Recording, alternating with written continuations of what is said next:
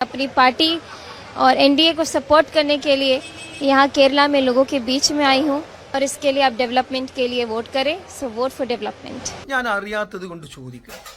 നമ്മുടെ തെരഞ്ഞെടുപ്പ് പ്രചരണത്തിന്റെ ഭാഗമായി നമ്മുടെ രാജ്യത്തിന്റെ പ്രധാനമന്ത്രി നരേന്ദ്രമോദി, പ്രതിപക്ഷ നേതാവ് രാഹുൽ ഗാന്ധി, ഇത്തരത്തിലുള്ള ദേശീയ നേതാക്കളെല്ലാം പ്രചരണത്തിന്റെ ഭാഗമായി വന്ന് വോട്ടർമാരെ നേരിട്ട് കണ്ട് വോട്ട് അഭ്യർത്ഥിക്കുക എന്ന് പറയുമ്പോൾ അത് കേൾക്കാനും ഒരുപക്ഷെ അതനുസരിച്ച് വോട്ട് ചെയ്യാനും ജനങ്ങൾ തയ്യാറായി എന്ന് വരും എന്ന് കരുതി ഈ ഗായകന്മാരെയും സിനിമാ നടന്മാരെയും എല്ലാം കേരളത്തിൽ കൊണ്ടുവന്ന് നമ്മൾക്ക് അറിയാത്ത ഭാഷയിൽ അവർ വോട്ടഭ്യർത്ഥന നടത്തിയാൽ ജനങ്ങൾ വോട്ട് ചെയ്യും എന്ന് നിങ്ങൾക്ക് തോന്നുന്നുണ്ടോ?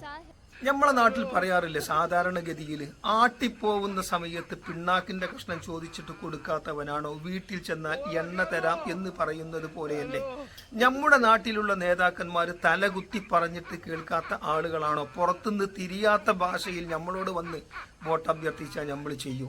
ശുദ്ധ വിവരക്കേടല്ലേ ഈ കാണിക്കുന്നത്? ഹലോ